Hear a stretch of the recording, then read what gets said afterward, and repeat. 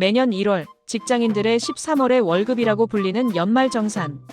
시니어 세대에게만 해당되는 특별한 환급액을 지금 바로 확인하세요. 안녕하세요, 헬시니어입니다.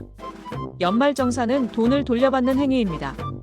특히 부모님을 부양하거나 본인이 연금 소득이 있는 시니어 세대는 놓치기 쉬운 특별공제 항목이 많습니다. 오늘은 70세 이상 경로우대 추가 공제를 포함한 5가지 핵심 비법을 2025년 기준으로 상세히 알려드릴게요. 첫 번째는 부양가족 기본 공제입니다. 시니어 공제의 시작은 부양가족 기본 공제입니다. 만 60세 이상의 직계존속, 즉 부모님을 내가 부양할 경우 1인당 150만 원을 공제받을 수 있습니다. 가장 중요한 조건은 소득 요건입니다. 부모님의 연간 총 소득 금액이 100만 원 이하여야 합니다. 이 100만 원에는 연금, 이자, 배당금 등이 모두 포함되므로 신청 전에 반드시 부모님의 총 소득을 확인해야 합니다. 두 번째, 경로우대 공제입니다. 부양가족 기본 공제를 받는 부모님 중 만 70세 이상이 계시다면 경로우대 추가 공제 200만 원을 추가로 받을 수 있습니다. 70세 이상 부모님 한 분을 모실 경우 기본 공제 150만 원에 추가 공제 200만 원을 더해 총 350만 원의 소득 공제 혜택을 받는 셈입니다. 이 혜택은 연말정산 환급액을 가장 크게 늘리는 핵심 비법이니 절대로 놓쳐서는 안 됩니다. 세 번째는 의료비 세액 공제입니다. 나이 소득 제한 없는 의료비 세액 공제는 부모님을 위한 연말정산에서 가장 강력한 혜택 중 하나입니다.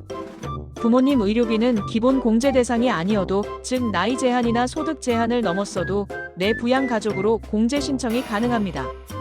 단, 실제 내가 부담한 의료비여야 합니다. 특히 노년층은 병원비 지출이 많으므로 자녀가 대신 결제했다면 이 항목을 통해 환급액을 크게 늘릴 수 있습니다. 네 번째는 연금 소득과 공제입니다. 시니어 본인이 연금 소득이나 소액의 근로소득이 있어 연말정산을 해야 하는 경우도 있습니다. 공적연금, 국민연금 등 소득은 소득 공제가 자동으로 이루어집니다. 홈택스 연말정산 간소화 서비스를 통해 의료비, 보험료 등 대부분의 공제 자료가 자동으로 제공되므로 시니어 본인은 별도 제출 서류 없이 간단하게 연말정산을 마무리할 수 있습니다. 다섯 번째는 자녀 간 공제 분배 노하우입니다. 형제자매가 부모님을 모시는 경우 누가 공제를 받는 것이 유리한지 전략적인 판단이 필요합니다. 가장 좋은 방법은 소득이 가장 높은 자녀가 부모님에 대한 모든 공제를 몰아서 받는 것이 가장 유리합니다.